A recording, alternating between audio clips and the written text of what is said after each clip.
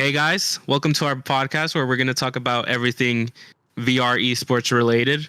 I'm Taquito, and I'm joined by Odd and Achilles, and we're part of the Acer management team. We're the people, we're the main three that run Acer. Oh yeah. All right. And I'd say this podcast is going to be about random esports related stuff.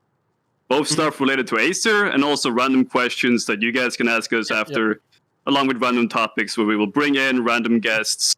We'll have episodes after this one. But this first episode is just going to be about in general stuff regarding Acer, along with just getting this ball rolling, get the podcast out and going. Yeah, dude, I'm excited. Yeah, first episode. It's not going to be amazing. There's a lot of stuff we can learn from this, but I think it's going to be fun. Yeah, we're just testing the waters. Yep. Do we have a first topic up? First topic. Well, we can talk about the most relevant thing going on right now in Acer, which is Strayed, right? Strayed. We have like a whole fucking tribe going, right? The Acer tribe, is that what we're calling it? Yeah. Yeah. Last night, the Zerg, the clan. I mean, Achilles, you're the main person, or out of the three of us, you're the one that plays the most. So what's going on there? I mean, we saw. No, I think Straight's a fun game. It's basically Rust VR, for those of you that haven't heard about it. Mm-hmm. It's very similar. Right now, it's in early development, so there's a lot of stuff they still have to work on. But I'd say it's extremely fun. Yeah. And in Acer, we got a couple players just doing this quote-unquote Zerg or a clan, just playing around for fun. I mean, how many people do we have? We have like a lot. We have like 12 plus, right? I think 20. It's a big number. 20? Yeah, dude, I was playing when it was still like early when we had like there was like 5 people max in the server, but when they like did the full open beta release, they just got like a sudden like fucking surge of like 100 plus people, right? There's 24 people. There are 24 people in the Strayed channel right now. Do we have any plans for the future? Future Strayed. Strayed is much more of a kind of like chill thing. I would say it's analogous to our Minecraft server that we ran last year, probably. Oh yeah. Which every year for Acer, we have a bunch of really competitive guys. We do a lot of pretty stressful stuff sometimes. So what is it? About every year we try and throw like a big fun event. Last year we had this massive Minecraft server. This year we're doing Strayed. It's just a time for different teams to relax, hang together. Yeah, for sure. And I mean, I think it's a fun thing. It's a fun community thing to do. I mean, with the Minecraft server, but I know we had like the recent Lethal Company stuff we did as well with the other random competitive teams. So fun. Yeah, no, that was great. But I agree. I think Strayed is part of that whole thing. It's a community thing for Acer to do. It's not really competitive, even though we are known as a very competitive org. I don't think our players can do anything without being competitive, but it's less that's a fair point than usual. Like we're gonna be the top dogs in Strayed, but that doesn't mean that we're I mean, are we the top dogs in Strayed currently? Would you say? We have the biggest server or biggest base on. I think so. Yeah. We have the biggest base in the. Yeah, we won't tell them about the server that we're in. We're in the main server, the number 1, right? Is that the one we're in? I believe so. I haven't tell them that we're in that server, but we won't tell them where in that server. They'll have to. I mean, if it's the biggest space, I'm pretty sure they can find it. Yeah, well. But no, I haven't been playing when all these people started playing because of the constant wipes that they were doing, and I lost motivation. But maybe I'll pick it up again and start playing. Yeah. And joining you guys. For me. That's one of the things that just kind of happens with VR games is that, it's impossible for all of your, when you announce a VR beta and a lot of developers really want to be really close to your players and make a lot of promises, and they try to stick by those promises, but we've seen this with X Labs and Veil, and then we saw it again with Strayed. It's like, you can't always keep all of them, and sometimes it's better to just not tell people anything. Like I think Triangle Factory does a really good job of that. It's like they don't break any promises because they don't make any promises. Yeah, and, for sure. It's Triangle Factory rarely makes any announcements. I feel like it's only when they're about to drop like a things are done. Yeah, they do. Like what I saw with Strayed, they just talked about when the servers will be up, and then it'd be like delayed a few hours, and then they delay it again another few hours because it was just bug after bug coming. Yeah, it was frustrating. And it's just like it's a bunch of kids you're catering to. It might just be better to Yeah. No. You When the full game got released, what I did notice, they released a TikTok that has it got like over 10,000 views. Yeah. And that the same day they posted that TikTok, like within an hour, you saw like 500 people just join the it was server. flooding. I mean, Right you gotta as give the them game credit, was though. being released, right? That's why they had to deal with like this. I don't think anyone expected there to be over 200 No. players playing in straight at the same It was time. crazy. So that was very unexpected, and actually, Yeah. Yeah. I think You that's a gotta good think thing. about the fact that it's run by 3 people. It's a dev team of Yeah. only 3 Yeah. people That's running crazy. off of Patreon money. It's unbelievable.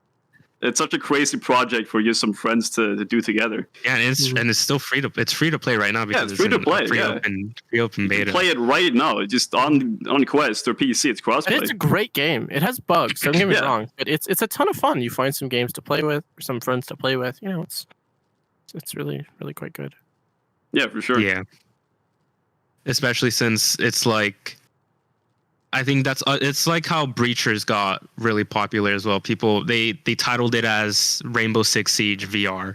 Obviously, Yeah, Rainbow Six exactly. Siege is like a huge title for flat screen.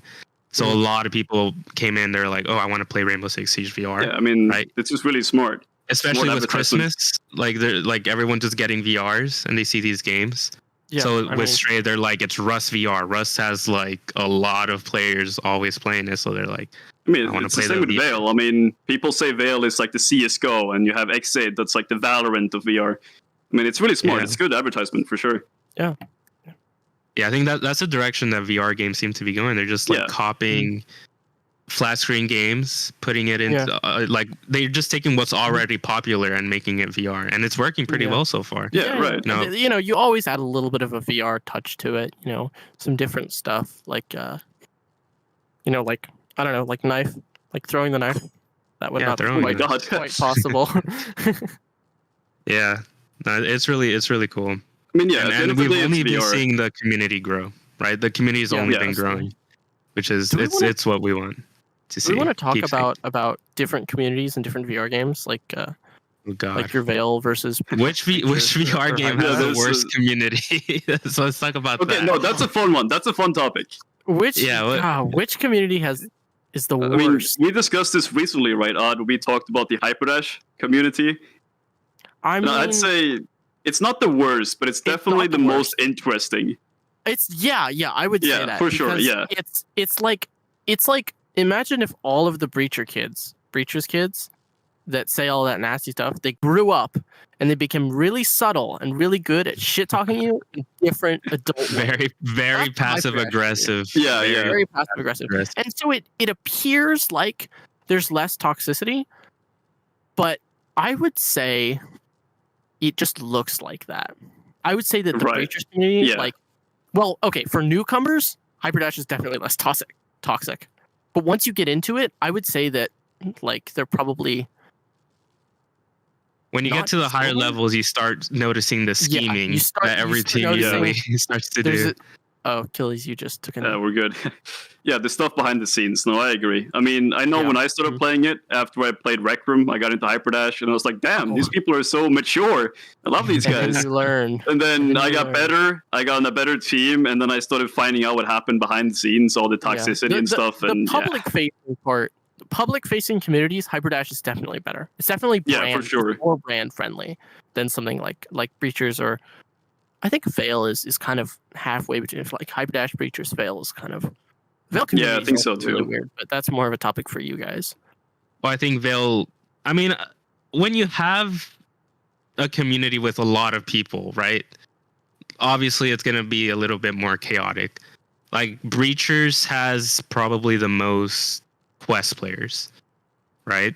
Because it's Yeah. the most. It was the first VR game that was the most accessible for people Yeah. Like a to get into, good right? flat screen port, basically. Yeah, for Yeah, a lot I mean, of Quest yeah. players. So that's Mhm. why we see Breachers and we're like they have the most toxic community, but it's really just that Yeah.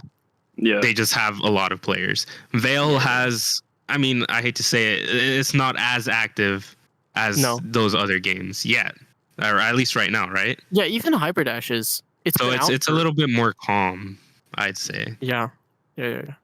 I mean, you can see this though. Veil got way worse after the Quest release.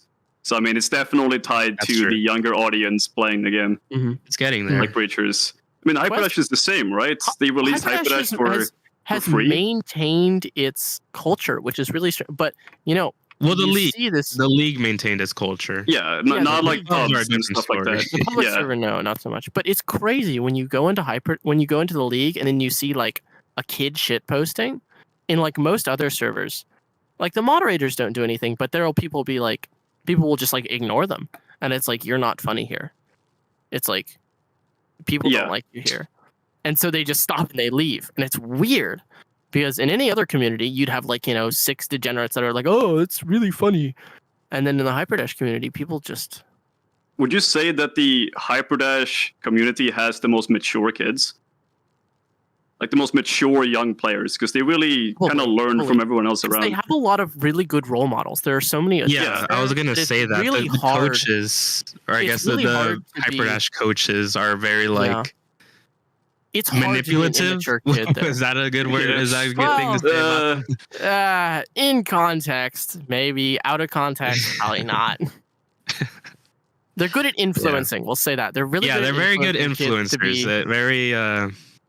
They got a lot of influence. Yeah. Well, I mean, I don't know. I think that it's very difficult to be an immature kid in Hyperdash because people will just like adults will just like give you backhand compliments, or they just won't talk to you. Or it feels like a disappointed father. Yeah, literally. Kind of, and right? It's not because it's like other kids. It's like, oh, this person is an adult. It's like, this is a high-ranking player, and he's telling you that like, you got to cut that stuff out. I mean, you cut it out or you leave. It's not. It's not like it would be in other communities where you have kind of like a group of people to fall back onto. It's like either you grow up or you get out. It's really strange.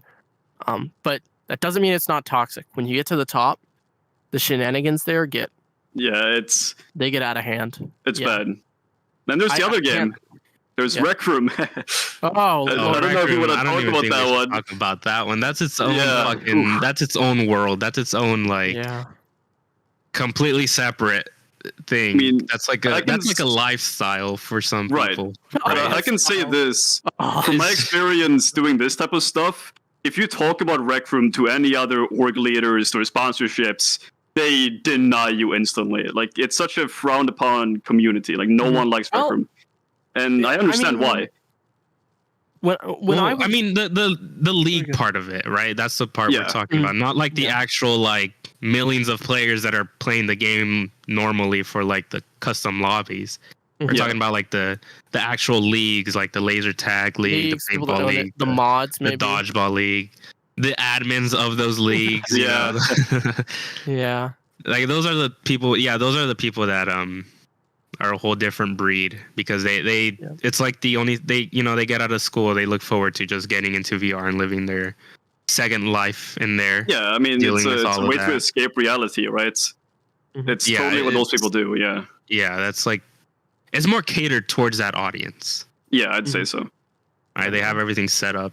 Yeah, I mean, you can't deny that it's competitive. I feel like a lot of the Rec Room players are actually really talented. Oh yeah. When I was running, when I was first running my first team in Hyperdash, I would look at Rec Room spreadsheets to be like, is this a person I want to pick up? And that sounds insane, but there was so much talent over there.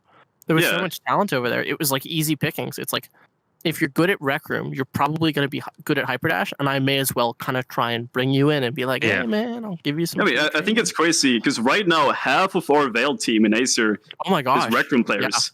Yeah. Half of us are all from Rec Room. We're Rec Room players like 2 years ago, right? I think like a long time ago. We have so we have Rec Room, we have Hyperdash, we have Veil, we have Breachers. And then we have Onward and Pavlov, right? And Contractors. Which one of those games do you think bred the most like top VR players across different games? Like, I'm gonna be honest. I want to say Rec Room, and I almost feel like dying on that hill. I mean, Rec Room. There's a big advantage because Rec Room's been around. Breachers is doing a really good job, but the players are not at a point of maturity where I think some. Well, I feel like also they're just staying to those games. Like the Rec Room players, they actually like. True. Most of the Rec Room players have tested pretty much every VR game, right? I would say Rec Room has had the most time. But what do you mean by best? Because there's some games that are really good at getting like super mechanically talented players, and then there's other games that are good at like people that you would want to hire and represent your brand. If that makes sense. I think it's mechanical players. And you wrote a paper on this, right? You wrote a paper on the skill of learning. If you're good at learning something, you're usually good at VR, right? Yeah, I was gonna say that maybe we're biased because we come from Rec Room, but I would say, I mean, I don't. This is a very biased take, but I would say that Rec Room players adapt easier to new mechanics. I wouldn't agree with that. I wouldn't say that Rec Room players adapt easier. I would say players that adapt easier played Rec Room. That's fair. That's actually true because there are a lot of Rec Room players that tried Hyperdash, other games, and quit like day one. And there's kind of like this gauntlet of competitive VR games where essentially more people play, and then the more people play, more people get selected out, and you just end up with these big groups of people that can just join any game and be the best at it. Like our X8 team was originally composed of just Acer players from other games, and it took 6-7 days, and we had like the second best team in the world. Yeah. And it's not because they're good at X8, it's because they're good at learning how to play VR games, which is crazy, right? That's true. I mean, I think I stand by the main thing. I stand by the fact that Rec Room is the fastest shifting game when it comes to like the community swapping around and like different gameplay mechanics. Because 1 week the game would work fine, the next week they would add like 3 game modes and break the entire game, and people had to play League in that. I think the Rec Room devs, like, they'd make updates, like they wouldn't even care about the actual like Rec Room originals. Yeah, they would just add random stuff. I don't even think they've updated laser tag in like how long? Years, at least. Yeah, they just break it and fix it. No, I mean, they would break it and then wait like 2 months to fix it. So people would have to play competitive League in a broken game. And it kind of forced people to adapt. The people that adapted fastest were the ones that were the best. That's true. That's what I'm saying. It's like a filtering thing. It's like you go through all these games, and what you end up with, I guess, is like you're wrecked and you're Acer. It's just like these big amalgamations of players that can just hop into any game and dominate, really. Yeah, for sure. Yeah. You know what I think? I feel like Rec Room also bred a lot. Playspacing players. For sure. Okay. Yeah. Like common VR cheats. That's a good point. Like, because I mean, Playspacing. You guys would say like Playspacing is a bad thing, right? Usually, it's banned from every league. Yeah, because in Rec Room utilized Playspacing for like its playstyle, like the dodging. I mean, it was a feature kind of. Yeah. It was kind of like it was a skill. It was a skill, right? To learn how to play space dodge, right? Yeah, I mean, you could match Playspacing with aim. Like, it's an entire factor of gameplay. That was like a whole like skill that you actually had to learn and improve on. Yeah, but the thing is that once you got into other games like Hyperdash, there were people there were some people that played stationary and they couldn't move around, and there were other people with like huge open areas that they could just run around in, and it went from being a skill to being like people with a big area can do better. And it's not a factor of how well you use that area. It's a factor of, can you run across your room? I mean, you aren't from Rec Room, so what's your take on Playspacing? Do you think it's an actual skill, or is it unfair? I think vertical Playspacing, so like you're up and down, and you're side to side within about 3 or 4 feet, I think that's completely on the table. But once you start running across a room, once you go to like a gym or something, and you're running across a basketball court to like triple your speed, it's like, no, because not everyone can do that. Like, I have a big ass room that I used to be able to use that I didn't, but you can. And it's not fair because not everybody has that. Like, I've coached a ton of players in Hyperdash, and they're like, how do people move like this? And they'll show me like a clip of someone, and I'm like, honestly, you can't do it because you don't have the space. Right, yeah. And I feel like it's fine if you like lean for a play space. Like, that's fine. I feel like that's acceptable. But when you take like 3 to 4 feet, 2 to 3 steps to the side as you're swinging an angle, I feel like that's where it becomes more of like, okay, we got to make a rule about this, right? Which is what leagues are doing. For sure. Yeah. So I think Yeah. I mean, I'm not really on the same page. I think it's like, although you did mention that if you have a big play space, you have the ability to do more. I think that's kind of the same thing as having a good headset or being on PC while someone's on Quest 2. It's like people have different headsets. People have different play space. And I think that... You can't regulate. You can't say... Yeah, exactly. You guys can't play together. With play spacing, I think you can say that. I think you can say you can't do this. Yeah, no, for sure. But I still stand by play spacing. I think play spacing is a skill, but I would still consider it something that would be like toxic to do in a way, because it's something that people don't have access to, and if you have access to it and you abuse it, that could be seen as toxic in some way. But I still think it's a skill. It's something you have to master if you want to use it. If you want to move around while still aiming with your gun, that is for sure a skill. I also think that a big thing about play spacing, it is absolutely the biggest source of witch hunting in VR. Far and away, I think so. I think think it is. If you're... I think every VR league so far has had play space issues. Yeah. Well, even if you don't have play space, it's so easy to accuse someone of it because it's really hard to make sure that someone's doing it. It's hard to police it, yeah. Right, it's really hard to police it. So you can accuse somebody who's not, or you can never catch someone who is. And so it leads to this kind of continuation of people either not play spacing or continuing to play space, and nobody knows what's actually going on. And it gets crazy. In Hyperdash especially, there were some crazy allegations of play spacing, even ones that I made that were just like totally unfounded. And I know it got to a point. It got to a point where like people used it like as a coping mechanism, right?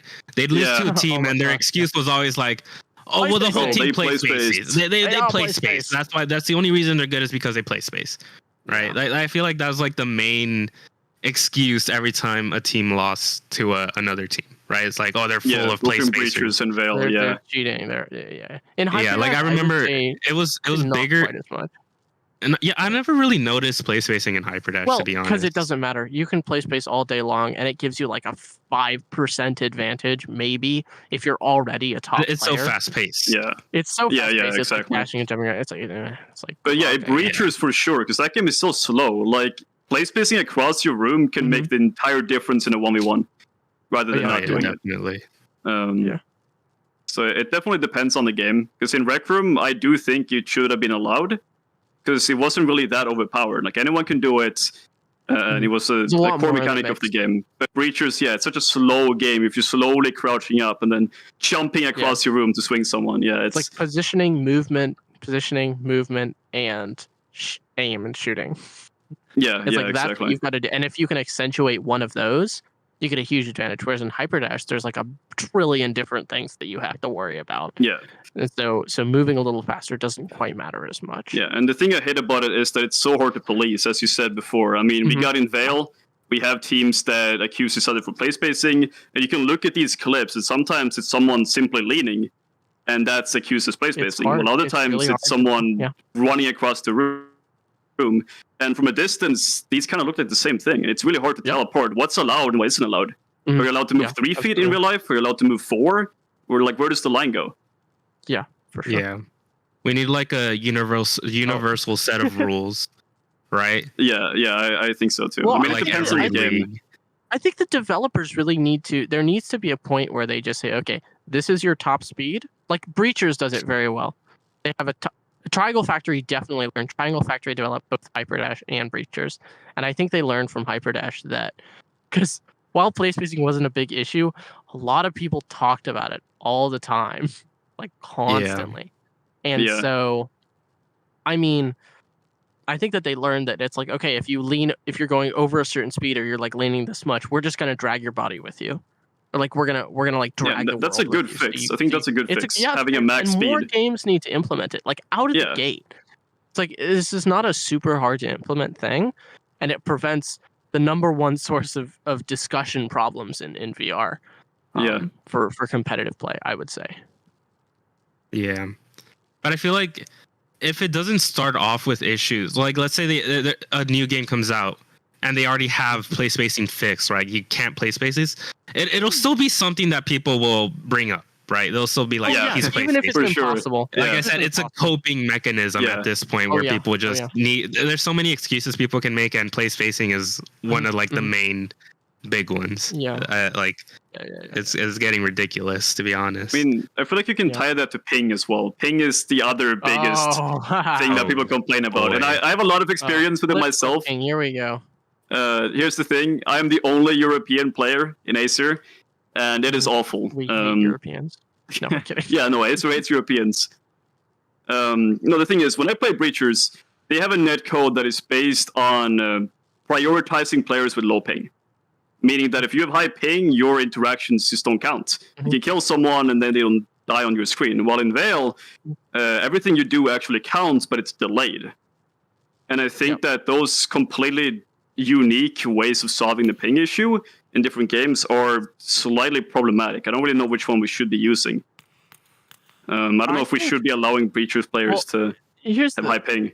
Here's the genuine thing, is that with networking issues and networking solutions, a lot of players speculate a lot of the time about how networking works. And that's another huge center focus and controversy that comes up, because I mean, it's like nobody actually knows. Nobody really, really, really knows what's going on with that networking code. And so they can just like fabricate something in their head about how it's working and then blame their, frankly, their shitty aim and bad movement. They can be like, well, he was flip booking, or he was like, or it's like, I have high ping, or he has high ping. The amount of times that I've heard people complain about both their own high ping and someone else's high ping and attribute a loss to both. It's like, you can have one, you can't have both. Yeah, it's unbelievable. Yeah. No, it's like, oh, I didn't miss a shot. They were obviously lagging, or I was lagging, or something happened in between. It's not my fault, you know. Yeah, it's never. You hear that on and on and on, like every single day. People talk about it. Constantly. Yep. And that's you know what? I think ping beats like the main excuse. I think it is the number one excuse. It really could be. Biggest thing. Yeah. Even in video games in general, honestly, that's what separates the like really good players from just the randoms. Is that if you're a good player, you will attribute everything to yourself. It's like if something went wrong, you think about, okay, what did I do? What did I do? What could I have done wrong? While other people will just be like, well, it was ping, it was lag spike, it was ping, it was movement. So it was play spacing. Yeah, I mean, you come up with. If you want to get better, you gotta look past that. Yeah, you gotta see what. Like I remember during my hyperdash arc, I never noticed hit reg. People always complain about hit reg. Don't think about it. Just don't think about hit reg. I never even thought about it. And then the thing is, I would record my POV and people would watch me play, and they're like, "Dude, you hit so many hit regs. How do you not notice it?" I'm like, "What are you talking about? Is this not how the game normally works?"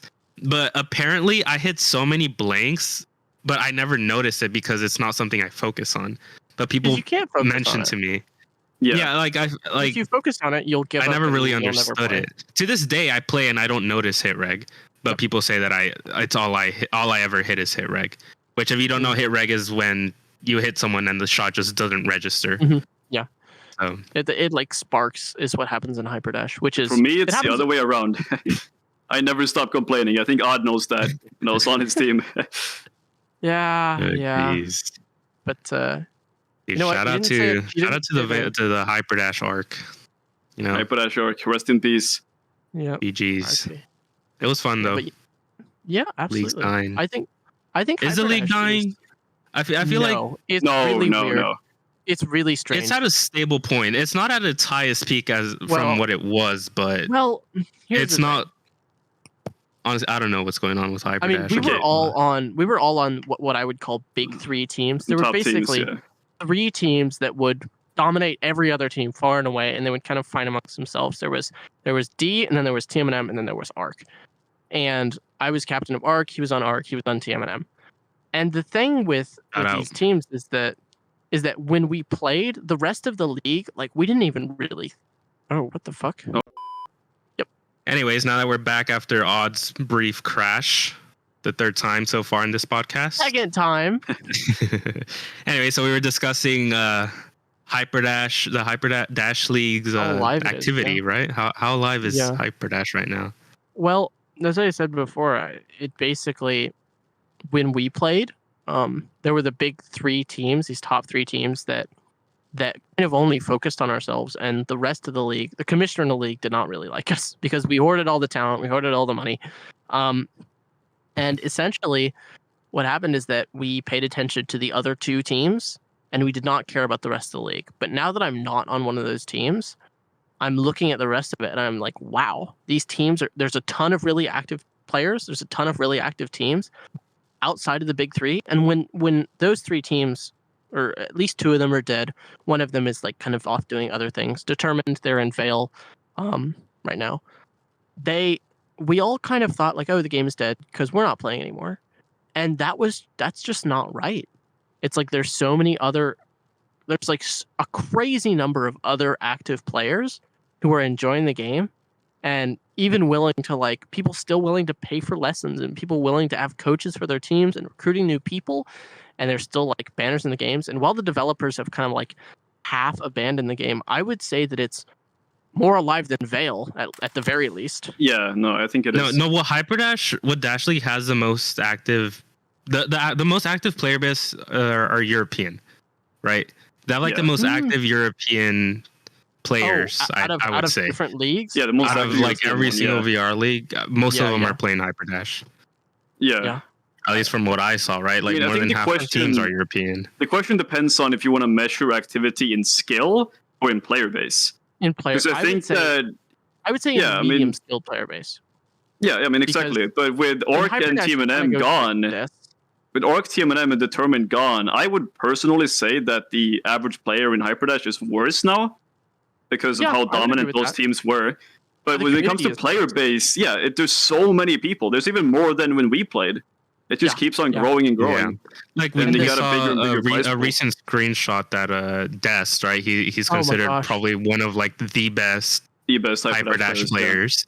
He didn't play Dropped Hyperdash for like 102. he did after not playing for like a month, right? First day back, he drops 100 kills in the lobby, like Yeah. full with against people top that play players. the game all the a time. competitive lobby. Yeah. Yeah, competitive And lobby like that. That recently was crazy.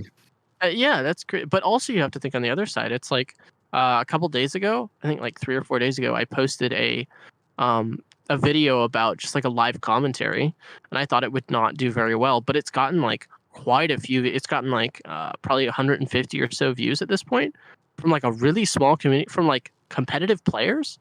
And this is like really high. Well, I say really high. The difference between a pub player and a Dash League player is immense. It's crazy. Yeah. So it's like a pub player and then like a Dash League player, and then like I can't even get up to where like D Arc TMNM would be. It's like the difference is crazy. The skill It was a difference. very huge skill gap. Yeah. Yeah, but that's not to say that the players who play in Dash League are bad. They're not. They're really good compared to average Joe hopping on the game. There's a ton to learn. Yeah, Yeah, for Hyperdash is a really good concept of a game. Yeah, I mean, if it's only free. it Like you got can shown. play it right now. And it's Like, free, yeah. download it Hyperdash. anywhere. Yeah. yeah. And we're not sponsored, although No. Hey, I mean, Hit us up. anyways. hit us up. Trying. No, yeah, Hyperdash was a $10. really cool concept, especially now that it's free. I think a lot of people, if you're looking for like a very fast-paced, dual wielding game, if you can handle it, Hyperdash is definitely your cup of tea. Yep. Anyways, what would you say is peak VR movement in terms of like movement? snap turn or smooth turn? What? Okay, I'm a smooth Smooth turn. turner. Okay, Smooth turn easily. you're the only Smooth snap turn. turner here. Okay, here's what I think, and this is what I teach all of my students in Hyperdash. Is basically Well, actually, a better question would be: is there an actual difference in skill between snap and smooth turn? yes, I would argue there I think is. so too. Yeah. Because You think there here's is? what I always tell Yeah. people with smooth turn is that smooth turn is, if you ever played like a violin, it's like smooth turn is your big tuners, right? It's your big main tuners, and then your arms and your wrists are your fine tuners. And so when you're using snap turn, you have less resolution, right? It's like it's harder you have to compensate more with your arms and your wrists and your waist. So I think that there's a higher skill ceiling with smooth turn, but with snap turn, it's like, I guess it's I mean, easier I 'cause think you so just- too. I mean, here's the thing. People say that snap turn is faster, right? It's like, oh, you can snap way faster. But when I play comp, I play smooth turn on the highest. I always do. And it's the same speed as using snap turn. And I think that, as Odd said, it's so precise. That's what I love about it. I feel like games and devs do a pretty good job. Oh, I feel like devs make a pretty good job at balancing snap and smooth turn, right? Like like they keep it the same speed. I feel like I think it's optional based on how you play. See, when I play snap turn, yes, we do have to account for, like, I play 45. Obviously I can't do a 15-degree turn when sometimes that would be useful. But what I do is I turn. It's like, so I subconsciously angle myself so that when I turn, it turns exactly where I need to be. It's a micro adjustment, right? Yeah, I guess they're just and it's just like second nature, right? So it's like, I guess it's I don't know. I feel like it's more of like it's just preference. I don't think there's a huge skill gap. Like, if you use smooth turn, you're gonna be better than everyone else. Yeah, right? okay, There's some really good snap turners. There's some very good smooth turners. Compare Rec Room to Veil, right? Like, I think snap turning Rec Room is by far way better than smooth turning Rec Room because of the fact that you can glitch run with snap turn, which is way harder to do with smooth turn. Same way in Rec Room. With snap turn, you can break your player character. In Rec Room, when you snap turn, it just instantly teleports your character. It's a very weird mechanic, but it allows you to somehow break your hitbox, which is why I use snap turn always in Rec Room. But in Veil, it's so fine. Yeah, I mean, in Veil, it's so fine-tuned. I think that snap turn doesn't really give you an upper advantage rather than using smooth turn. Exactly what it is, yeah. Yeah, and I think in Breachers, I don't really know that much about how Breacher snap turn works, but I've heard that snap turn in Breachers is better than snap turn in Veil. Turning in Breachers, but that just might be me. I mean, yeah, people kind of rat in corners a lot, so that does make sense, but yeah. I feel like I think it depends on the game. It also depends on the speed of the game. Yeah. Right. Like, Breachers can be both a very fast-paced game or a very slow-paced game. Like, if you're running into the site, and you're on smooth turn, you're gonna take a while to, like, scan the area. But if you're playing snap, then obviously you can, like, I feel like you can easily snap and clear corners very quickly. Yeah, I agree. But if you're playing at a slow pace, it doesn't even matter what you're doing, right? Because you're just holding an angle for however long until they pass, and then you shoot them. So, like I said, it comes down to more of a preference, because there are smooth turners who also turn in real life, and it's honestly just as fast as snap turn. Yeah, if you're not turning in real life on top of your... I mean, that's...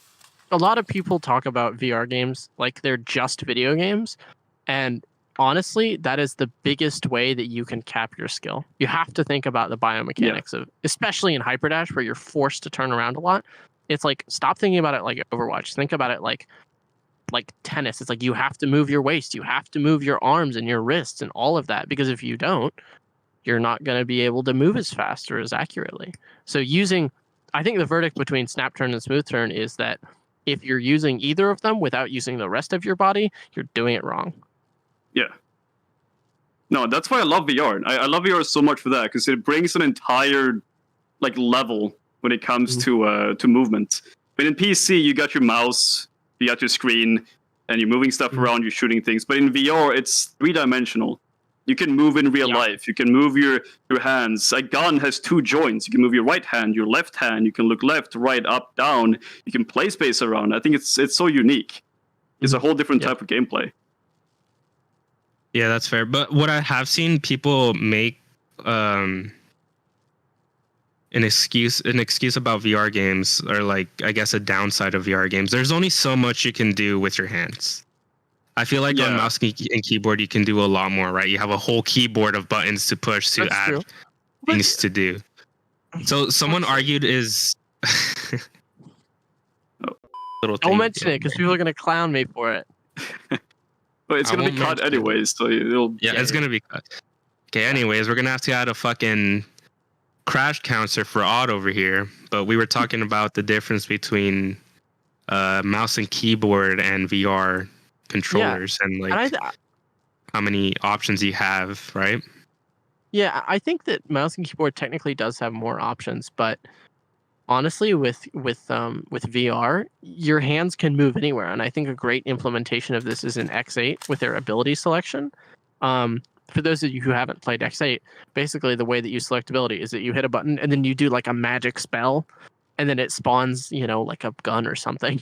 Yeah, no, X8 does a very good job at that. I think that's a really clever implementation of using VR in kind of a. I think instead of doing this, you could maybe start making it 3D, right? Like Veil does with the diffuse. Do you guys want to talk about that implementation of 3D? I mean, just look at utility, right? In Veil, in PC games, you press a button and your character throws a utility somewhere, like a grenade or a smoke. In Veil, I have to grab my wrist, grab a smoke, prime it. I can throw it anywhere I want. I can throw it behind me, above me, down to the ground. Like, you can so much more easily decide exactly where you want it to go and also time it whatever right. force you want to. Yeah, and I think what you see with ceiling. CS:GO and Veil, you only have right click and left click.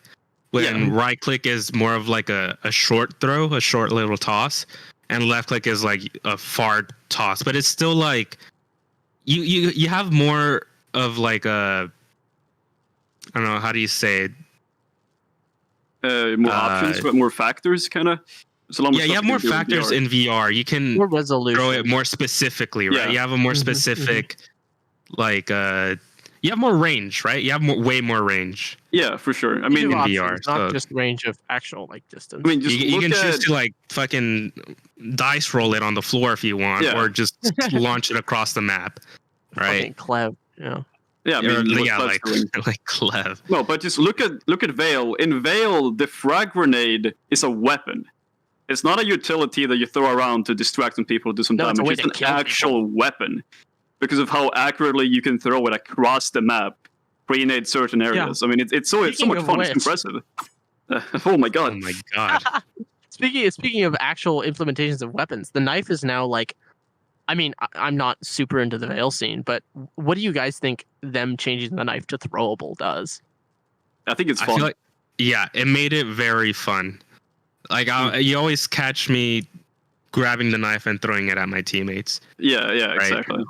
Like, that's probably like one of the most fun like things we do like in pre rounds, right? Pre rounds, we're always just knifing each other and throwing it at each other.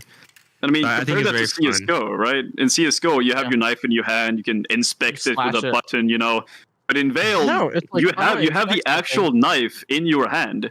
You can do whatever the hell you want with it. You could throw it away, you could stab someone, you could like flip it around, do tricks. I mean, it's so much more cooler. It's a whole different aspect from just having a 2D knife on your screen. In VR, it's actually there. Please. Yeah, knife skins would be amazing. Yeah. Oh, knife skins are definitely going to be added soon. Yeah, for sure. Yeah. It would be stupid not to add knife skins. Yeah, the knife has become a very big part of Veil. Even the default. At first, it was people were kind of iffy, but I think they balanced it out enough to like make it actually viable during scrims and matches. Yeah, so I'm actually really happy with like. After the speed adjustment, I'm very happy with the way the knife is right now. Yeah, I'd say. Yep. I guess another thing we can talk about is V crouch, right? Veil, we have V crouch and Veil. VRML coming up. One of like the biggest things right now is the V crouch vote to ban or allow V crouch. What are your guys' thoughts on that? Please do. That's a very controversial. Explain what V crouch is to those of you who might not. So in Veil, V crouch is a thing you can use to crouch virtually. Instead of standing in your play space and then going up and down doing squats in order to dodge shots or crouch down, in Veil you can press a button, or rather use your joystick to virtually move up and down very easily with no downsides. No legs required. And people want this banned from competitive because they think that it's an advantage rather than using real life athleticism, right? Instead of like crouching up and down in real life, you could just use a button. Yeah. And this is kind of the play spacing, right? Well, I feel like the main thing that you see people arguing about is the V bobbing. Yeah. Right? V-bobbing is like when you're just abusing the V-crouch and just spamming up and down as you're moving. Yeah, to dodge headshots.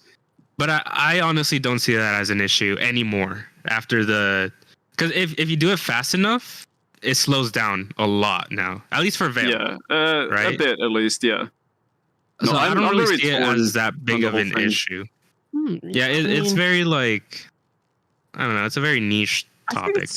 I think it's okay because I think it's an equalizer, right? Like for everyone can do it. Playspacing. For Playspacing, not everybody can run around the room, but everybody has a joystick, right? If you don't, please get it replaced. So, yeah. I mean, I don't know. I for a lot of mechanics, I feel if everyone can utilize them equally, it's probably okay, right? Yeah. It's probably fine. Not in every case, of course, but you know. But again, I don't know. Yeah, I mean, I got my own arguments for this. I have a busted kneecap that I've had for a couple of years. And the thing is, I can't really move like others. I'm not able to crouch up and down easily. I have to use V-crouch for competitive. And in my case, people that want V-crouch banned, something that they have access to and I have access to, I can see the arguments for it, but personally, I mostly just don't agree. Why ban something that we both have access to? Yeah. I can real life crouch. You can real life crouch. Yeah, it's an accessibility I have a tool to V crouch, and you can also use it. If you want to complain about me V crouching, then you can also V crouch. Another thing you can argue is like, yeah, go ahead. For the people that want to ban V crouch, why not also ban V stock? V stock, yeah. Right? Because it's another tool. Because that's another tool that people can use. I can't. I could buy a stock. I'm not going to. So why take away my stock? Why take away my fake little stock that I've got? Yeah, the fake stock, right? V-stock, I think I see it as another. It's more of a tool, right? But it's still a virtual thing that it's an option. Yeah. Same as V crouch is an option. Everybody has it. Yeah. You know, right? It's meant to balance your aim the same way V crouch is meant to balance you crouching up and down. But I can see the other argument for it too. Mostly because of the fact that V crouch is strong. I'm not going to deny that, especially with V bobbing. I could forward and I could like peek someone and then use V crouch to the ground as fast as possible. And stuff like this can be abused, and people see it not really as a skill. You can kill a skilled player by just abusing your joystick, and I can definitely see that argument for it. And I do partially agree as well, which is why I actually voted to ban V crouch in the VRML thing. Even though I am someone who uses V crouch as a crutch because I have to, I still stand by banning it for other reasons. Because I don't really want people calling me out for, oh, you abuse V crouch. You're not actually a good player, or you're abusing a mechanic. This is not actually it ties back to like adding excuses, like the exactly spacing, right? But here's what I think, and I think this is true for a lot of VR accessibility things, is that having something that, like in Hyperdash, do you guys remember what people called tour mode or seated mode? Where you were able to put your hands up like this because you changed your height. And the decision at the end of the day was that you have to set your height to the same thing as everyone else, which is 6 feet, I think. Yeah. And that basically what it does is it makes it so that everybody is even, right? Crouch, no crouch. I think the first initial ruling, which I really agree with, this is like later, this is like endgame stuff I'm talking about now. Here. You're right, okay. There we go. The first ruling was basically you can't do it, but you can apply for it. Because it's an option that some people should be able to use, right? If not every player in VR has a wheelchair, or not every player in VR is not like a wheelchair, or is not like has spry young little legs that they can use. And so I think that letting people that really need accessibility options have this as accessibility options is like fine. It's like, really, you're gonna take away what someone can't do that you can, just so you can get a little bit of an edge? It's like, come on. But yeah, it's about the coping mechanism once again. That's true. I fully understand if a player wants to remove V-crouch just because people say that it's something they crutch on. An example of this is Pan. I talked about a while ago. He's a top player on Crimson Claw, a top team in Vale. He said that people called him out for V-crouching. they said that he's not actually good. He's just abusing V-Crouch. And then he ended up turning V-Crouch off. I mean, but he ended up turning it off. And then he proved people that he's still he's really good player. Amazing. Yeah, exactly. I did the same thing. We recently played the Quest League 2v2 tournament where I and Takedo played together. And prior to this tournament, people said that, oh, you abuse V-bobbing, you're not actually good. I had turned it off the entire tournament. I didn't V-bob a single time. And we still ended up winning the tournament, me and Takedo. Yep. So I think that it's just a coping mechanism. It doesn't really change your skill that much. Anyone that says I would say 95% of the time, people that say you aren't good at this game because you abuse this, those are people that are deep in the copium, right? Yeah, I think so too. Like, if you're focusing on other people and you're focusing on like little things that those other people do, like get your head out of the sand, like get good. Right? I mean, yeah, fair enough. Yeah, 100%. All right. 4th time Odd has crashed, by the way. No, it does. It's Veil. But anyways, enough about V-Crouch. I want to know what your guys' favorite VR game is. Not just League game, just VR in general. Because I feel like there's a lot of hidden gem VR games that I know Achilles and I have played a lot, right? Yeah. Yeah, there's a lot of fun games out there. Yeah, mine's a bit weird. Mine's real weird. What's yours? Mine, this is strange. This is really strange. So I played this game for about 3 or 4 days. Kano Joe VR. I'm just kidding. I played this game for about 3 or 4 days.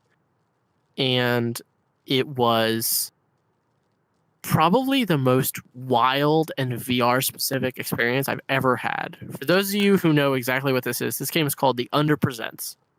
And this was a game, The Underpresents. And the thing about this is that I can never have anyone else experience what I experienced because it's completely dead now. It's like totally dead. There's nobody that plays it. And the thing that made it really weird and wonderful was that all of you couldn't talk to anybody. So there was like this weird sign language that everyone used to communicate where you had like these little masks and you could like click and do like little magic. And there was like this giant mysterious world, like huge world with all these different secrets. And there was no way you would figure them out on your own. And some of them required like 3 or 4 people to actually do. And so what happened was that you had to, without talking to anyone, just silently navigate this world with these other people that you just had to blindly trust to take you to all these secrets, to get these different like masks and get-ups and garbs and all this weird stuff. And the only people that could talk were actors that they had hired to be in the game, which was really very strange because these actors would give you things. They would like do basically magic tricks in the game. And it was just absolutely surreal.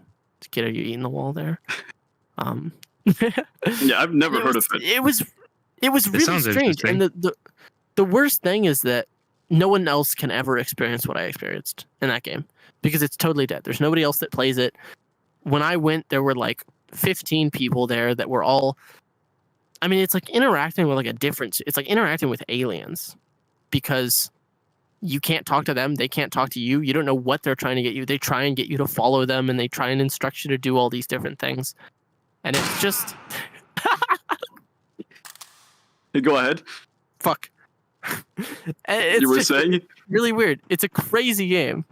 Crazy game. It's very cool. Yeah, what was it called again? It's called. That sounds interesting. I'm gonna have to check it out. It's the multiplayer version, and honestly, I would recommend it, but it's not what it would be. It's not what I experienced. I did it 3 or 4 years ago during the height of COVID, by the way, which we probably can talk about COVID's impact on VR in a different episode because that was crazy. That's a really good topic. Yeah. I mean, no, if it's a fun multiplayer game, we could just get a bunch of Acer players on it and try it sometime. It wouldn't be this. We could try, but the culture that was already in the game was like people that would help you that knew nothing about you. They wouldn't mess with you. They wouldn't. There's really no way to troll. There's no way to even be toxic. It's like the only possible thing that you can do is you can trust other people, and they can help you do things. So it was just it's the most strange experience I've ever had in VR, frankly. But that's my favorite game. That's the best experience I've ever had. But Wow. What about you, Achilles? Okay, mine's a bit special. I don't think anyone's gonna agree with me on this one, but I would say Zenith.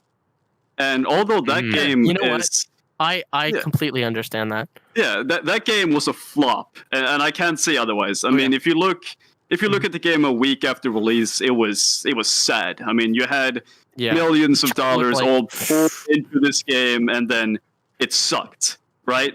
But for me, it wasn't about the game or how impressive it was. It was about my experience with the community, right? I mean, same way you said. Yeah, the architects. Yeah. So when this game came out, we did this big clan, right? Hyperdash clan, kind of like a bunch of top Hyperdash players. Let's say 30, 40 people all met up on day one in the game, and we all grinded this MMORPG in VR together for like 7, 8 hours straight. And I don't even. Yeah, probably. Yeah, and that was so much fun. It was surreal. It was all. It was all people that. It was like It was like basically a Hyperdash clan. So it was all these people that you knew that you had never really interacted that much, and they all were taking initiative and doing these crazy things. It's like, I'll cook, I'll fight, I'll farm. Yeah, everyone was taking roles. I mean, it was crazy community. Yeah, it was insane. It was amazing. I mean, it was fun just being a part of it. I wasn't even doing much. I was just I was just feeding into the numbers. It was just crazy seeing like the 20 plus people rushing towards like the end game boss. Like, and everything. It was such a crazy experience. Yeah, but as you were saying, people, that was awesome. I think something really interesting is the fact that I said top Hyperdash players, not the number one team or something. We're talking the best of the best players all playing together. People that were rivals in Hyperdash that disliked each other all came together as a community and played this game for fun, and it was amazing. It was astounding to see. Yeah.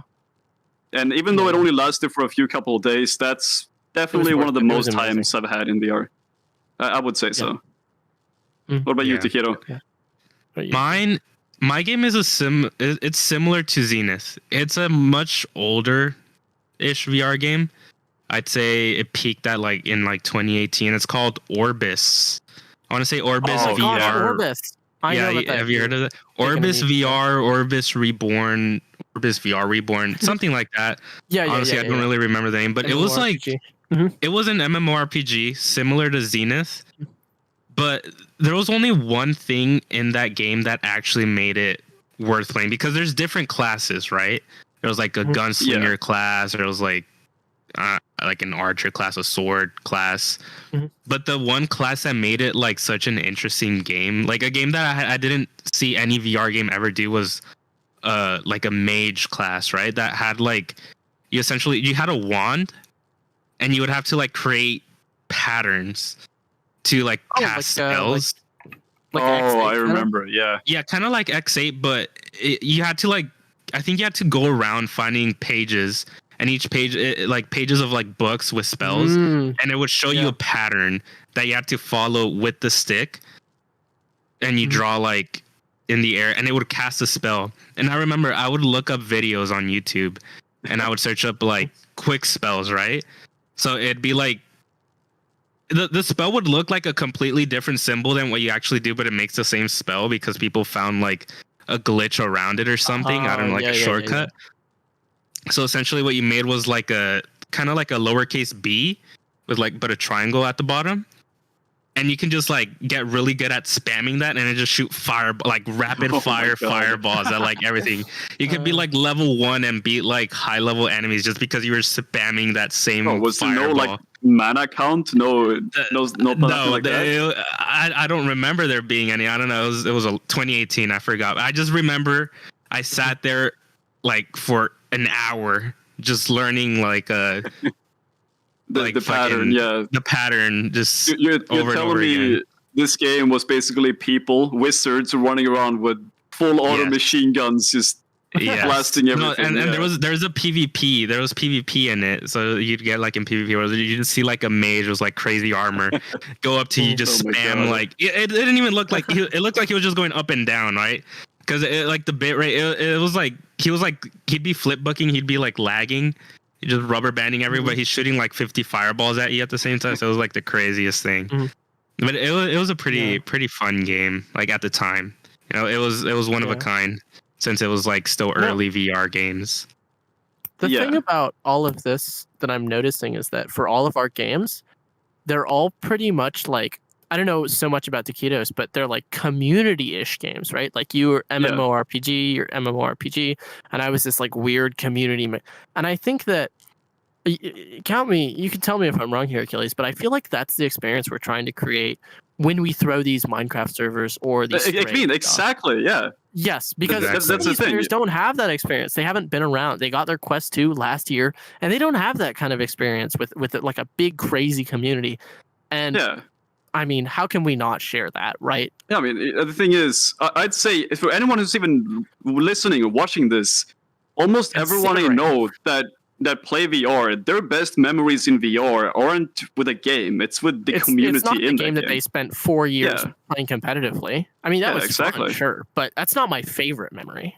It's about the community event. It's about playing with people. Right. Those are usually the most important memories. The worst VR game ever created, but if you're playing it with like 20 plus people or 10 plus people that you have fun with, it's easily a top 3 VR game. Just because of experience alone, the experiences and memories you have in it. So yeah, for sure. I think that's what makes a good VR game is how you interact and have fun with the community. Yeah, for sure. I agree. Yep. It might not last forever. In fact, it won't. It can't. It can't last. Which is part of the like beautiful part of it is that it's amazing for like a couple days, sometimes a couple weeks, couple months, and then Venus will never be what it was at the start, but it's a damn good memory. It can't be. No. Yeah. It was worth it. To remember back upon. Yep. Yeah, and back to Acer, it's what we're trying to recreate with the straight stuff, with the Minecraft servers, and so far it's gone really well. I know that our last Minecraft server, we had 100 unique players on the server, which is a big number. It's a very big number. Yeah, and these giant fortresses and these massive bases. People coming together. Had a lot of fun. Big ass guns. Taquito failing to make puzzles that people couldn't solve in 6 seconds. That was really fun for me. You know, it was an I remember that. Taquito built me. He built me. I forgot about that. A fucking giant TNT machine gun. He gave me all like these impossible supplies because I found his stupid little blue flower in like 5 seconds. That was amazing. Oh god. Yeah, that's a whole different. That's we'll host more in the future. I mean, if you want to join in on any of these, they're always publicly available. It's not an Acer exclusive thing. It's just in the Discord. If you ask us and you're not like a piece of shit, and then you can play. I mean, it's that simple. Yeah. We usually host them in our Discord server. I'll probably, if I remember, I'll leave the link to that in the description. Yeah. Put that down in the description. It'll be down there somewhere. Yeah. But yeah, I mean, I think this has been a pretty good episode so far. We're reaching near the end. Yeah, agreed. It's a good episode. Any final thoughts you guys have?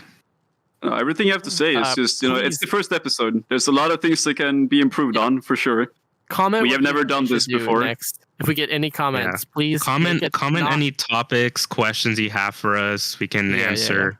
Maybe we'll do like the most liked like comment. We'll probably like talk about it. It's gonna be Taquito dating. Okay. That's also a whole keep different in mind, topic. In the future, we will be doing guest episodes. We'll be doing guest episodes. We will bring people on here, and we'll have an entire episode with a person about a bunch of different stuff. Yeah. Yeah, could be you.